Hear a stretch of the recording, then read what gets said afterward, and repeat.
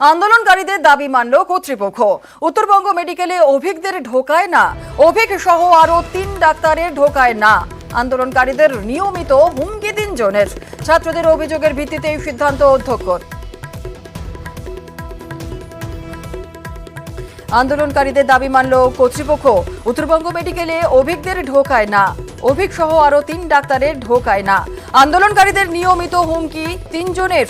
ছাত্রদের অভিযোগের ভিত্তিতে এই সিদ্ধান্ত অধ্যক্ষর।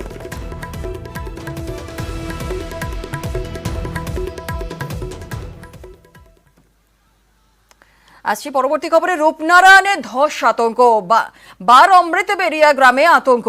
প্লাবনের ভয়ে রাতে রাস্তায় বাসিন্দারা। যে ছবি আমরা আপনাদের দেখাচ্ছি, রূপনারায়ণে আতঙ্ক, ধসের আতঙ্ক। বার অমৃতবেরিয়ায় গ্রামে আতঙ্ক, প্লাবনের ভয়ে রাস্তায় বাসিন্দারা। বাড়ি থেকে বেরিয়ে রাস্তায় বাসিন্দারা। যে ছবি দেখছেন, রূপনারায়ণে ধস আতঙ্ক, বার অমৃতবেরিয়ায় গ্রামে আতঙ্ক। ঘটনাস্থলে প্রশাসনের প্রতিনিধি দল। কি পরিস্থিতি রয়েছে আপডেট নেব। আমাদের সঙ্গে রয়েছেন আমাদের প্রতিনিধি সুজিত ভৌমিক। সুজিত, যে ছবি আমরা দেখছি, আতঙ্ক, রূপনারায়ণে ধস আতঙ্ক, গ্রামবাসী যারা রয়েছেন আতঙ্কে রয়েছেন, প্রশাসনের তরফ থেকে কি বলা হচ্ছে? প্রশাসনও আসরে নেমেছে এবং প্রশাসনের স্তরের শুধু সেচ দপ্তর নয়, জেলা একই সঙ্গে ব্লক প্রশাসন, জেলা প্রশাসন, তারা কিন্তু একেবারে তারাও রাতভর কাজ করেছে। কারণ বাঁধে ধস নেমেছে, রূপনারায়ণের বাঁধে ধস নেমেছে এবং আতঙ্কিত মানুষজন বাঁধের উপর আশ্রয় নেয়, চলে আসে। তারা নিজেরা কিন্তু আতঙ্কিত। সবকিছু দেখে প্রশাসনের যারা কর্তারা তারা কিন্তু গোটা বিষয়টিকে সামাল দেওয়ার চেষ্টা করেছে রাতেই, এবং বলা যায় এখনো কাজ চলছে। বাঁধ যে ধসে গিয়েছে, যেখান থেকে জল ঢুকে যাওয়ার যে সম্ভাবনা, সেখানে কিন্তু মেরামতির কাজ চলছে এবং দ্রুত কাজ চলছে। সারা রাত ধরেই কাজ চলেছে এবং কাজ চলবে, আজও কাজ চলবে, একথা জানিয়েছেন সেচ মন্ত্রী মানস ভূঁইয়া নিজে। এবং তদারকি করছেন জেলা শাসক, পুলিশ সুপাররা। এবং মানুষ যে ভাবে আতঙ্কিত, সে কারণে কিন্তু প্রশাসন মাইকিং করে তাদেরকে সামাল দেওয়ার চেষ্টা করছে। এই জায়গা থেকে একটু জানতে চাইবো যে যেমনটা তুমি বলছিলে যে রাত ভোর কাজ চলেছে, এই মুহূর্তে আপডেট কি পাওয়া যাচ্ছে? এই মুহূর্তে কি পরিস্থিতি রয়েছে? এখনো কাজ চলছে এবং স্থায়ীভাবে যাতে এই বাঁধ মেরামতি সম্ভব হয়, সেই কারণে প্রশাসনের তরফে উদ্যোগ নেওয়া হচ্ছে। এবং সেই উদ্যোগের যে কাজ, সেই উদ্যোগ থেকে যে কাজ, সেটাই সকাল থেকেই জোরদার করা হবে বলে জানানো হয়েছে। কারণ রাতের কাজ আর দিনের কাজের পার্থক্য রয়েছে জেলা, সে কারণে দিনেই মূল কাজটি হবে। কাজটি হলো বাঁধ সংস্কারের কাজ। যে জায়গায় ধস নেমেছে, ফাটল দেখা দিয়েছে, সেখানেই কিন্তু মেরামতির কাজটা হবে। এবং সেই কাজটা নতুন ভাবে বড় টিম আসছে, যারা সংস্কারের কাজ করবেন, তারা এসে হাত লাগাবেন, এমনটাই জানিয়েছেন প্রশাসন এবং সেচ মন্ত্রী মানস ভূঁইয়া। ঠিক, ধন্যবাদ সুজিত।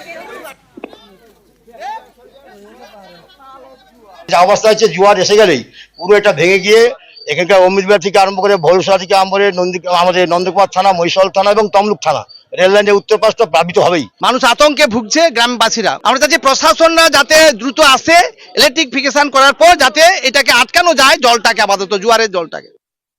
ফাটলটা যে জোরালো হয়, গিয়ে দেখতে পাই যে বেশ একটা অংশ নিচে নেমে, ধসের নিচে নেমেছে। ওখান থেকে এসডিও ইরিগেশন সাহেবের সাথে কথা হয়, যুদ্ধকালীন তৎপরতায় কাজ শুরু করে দিয়েছি যাতে ভাঙনটা না বাড়ে।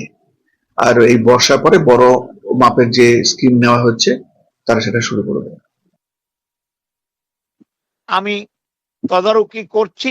আমাকে ইঞ্জিনিয়াররা বলেছেন একটুখানি বাঁধ ধস হয়েছে এবং একটু ব্রিজ ছিল, ভাটায় জলটা নেমে গেলেই আমরা কালকের থেকে ওখানটাকে ঠিক করে দেব। মানুষকে কোনো রকম ভয় ভীতির মধ্যে পড়তে না বলেছি। আমাদের এটা যথাসাধ্যভাবে করছি। আমাদের মুখ্যমন্ত্রী মমতা বন্দ্যোপাধ্যায়ের নির্দেশ, মানুষ যাতে কোনো রকম কষ্ট না পায়, আমাদের সবকিছু নিংড়ে তাদের রক্ষা করার জন্য আমাদের দপ্তর কাজ করবে।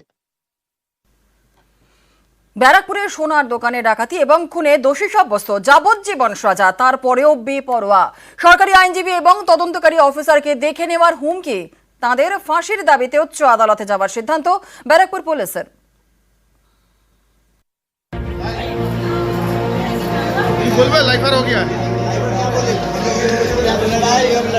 এরা ডাকাতি আর খুনের ঘটনায় দোষী সাব্যস্ত। কিছুক্ষণ আগেই এদের যাবজ্জীবন সাজা ঘোষণা হয়েছে, তারপরেও মুখে হাসি, একেবারে বেপরোয়া বডি ল্যাঙ্গুয়েজ, এমন হাবভাব যেন কিছুই হয়নি। 2023 সালের 24শে মে ভর সন্ধে বারাকপুরের শুট আউট। সোনার দোকান লুট করতে এসে একের পর এক গুলি চালায় ডাকাতরা, মারা যান সোনার দোকানের মালিকের ছেলে। শুক্রবার এই ঘটনায় 5 দোষীর সাজা ঘোষণা করে ব্যারাকপুর মহকুমা আদালত। সবার যাবজ্জীবন কারাদণ্ড। যাবজ্জীবন হলো because imprisonment for life, entire life. আর তার সঙ্গে আমাদের অন্যান্য সেকশনগুলো 307 অ্যান্ড আদার, এরা তে আমাদের 7 বছর এবং 2 বছর এরকম পানিশমেন্ট হলো এবং মানিটারি পানিশমেন্টও হলো। না, আমি মোটেই খুশি নই। কেন? একদমই খুশি নই, কারণ একজনের অন্ততপক্ষে ফাঁসি দেওয়া উচিত ছিল যে আমার ছেলেকে মেরেছে। ফাঁসির দাবি পুলিশেরও। এ নিয়ে উচ্চ আদালতে যাবে বারাকপুর পুলিশ। আমরা চেয়েছিলাম যে এটা ক্যাপিটাল পানিশমেন্ট এদের সাজাটা হোক। আজকে মাননীয় ন্যায়াধীশ নিজে বিজনেস হিসাবে এই সাজাটা শুনিয়েছেন, বাট আমরা ওনার জাজমেন্টটা পড়ার পরে পিপি সাহেবের সঙ্গে আমাদের মিস্টার প্রভাস চ্যাটার্জি ওনার সঙ্গে আলোচনা করে ক্যাপিটাল পানিশমেন্টের জন্য উচ্চ আদালতে আবেদন আমরা করব। এই ঘটনার তদন্তে পুলিশের বড় ভরসা ছিল ব্লুটুথ। অপরাধীদের ফেলে যাওয়া ব্লুটুথের ভিত্তিতেই গত 31শে আগস্ট অপরাধীদের দোষী সাব্যস্ত করে ব্যারাকপুর আদালত। আর শুক্রবার যাবজ্জীবন সাজা ঘোষণা। এই সাজা শোনার পরেও অপরাধীরা একেবারে বেপরোয়া। অভিযোগ, আদালত থেকে বেরোনোর সময় তাদের একজন হুমকি দিয়ে বলে, জেল থেকে বেরিয়ে সরকারি আইনজীবী আর তদন্তকারীকে দেখে নেব। ব্যারাকপুর কোর্টে জাজমেন্টের পর আমি শুনলাম আমাদের একটা কমপ্লেনও ফাইল হয়েছে যে একজন আসামি, সে নাকি বলেছে যে সে স্পেশাল পিপি মানে আমাকে আয়োকে বেরিয়ে গুলি করে মেরে দেবে। তো আমিও ভয় পাওয়ার লোক না, লেটস সি। এটা নিশ্চয়ই যেটা আপনি বডি ল্যাঙ্গুয়েজে এই ধরনের হুমকি দেওয়াটা এরপরে সেই জিনিসটা আমার ব্যক্তিগত মনে হয় কি যখন আমরা হাইকোর্টে আবেদন করব তখন এই তথ্যটাও আমরা ওনার সামনে ইয়েস। বারাকপুর থেকে অরুণ ঘোষ, নিউজ 18 বাংলা।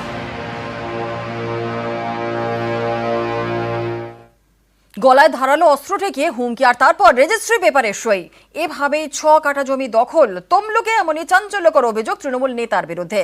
তিনি অবশ্য অভিযোগ মানতে নারাজ।